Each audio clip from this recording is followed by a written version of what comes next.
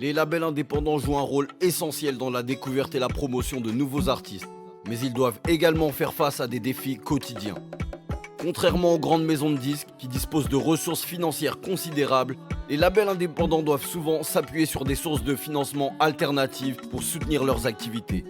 Heureusement, il existe plusieurs moyens par lesquels ils peuvent générer des revenus. Tout d'abord, les ventes d'albums et les streams restent une source de revenus importante pour les labels indépendants.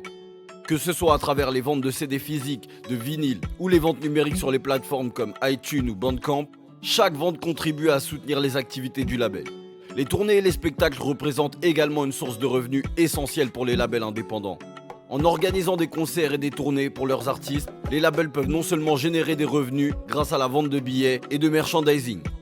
Les showcases sont aussi une grosse source de revenus directs dans la poche des artistes et des labels.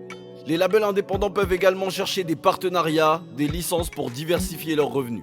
Ils peuvent négocier des accords de licence avec des grandes marques ou des médias pour l'utilisation de la musique de leurs artistes. C'est comme ça qu'on retrouve des titres de rap dans des séries Netflix ou Amazon Prime.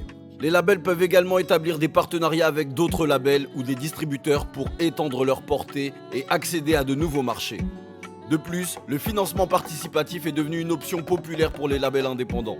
En utilisant des plateformes de crowdfunding comme Kickstarter ou Patreon, les labels peuvent solliciter le soutien direct des fans et des auditeurs pour financer la production d'albums, les coûts des tournées et d'autres projets spécifiques.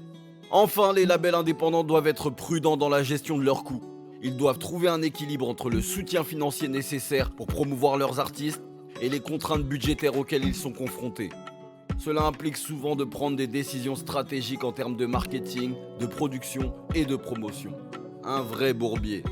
Les subventions des différents organismes peuvent également aider, mais ça, c'est une autre histoire. Bref, c'est très compliqué de gérer un label indé et d'en vivre. Et toi, qu'est-ce que t'en penses? J'attends ton avis dans les commentaires.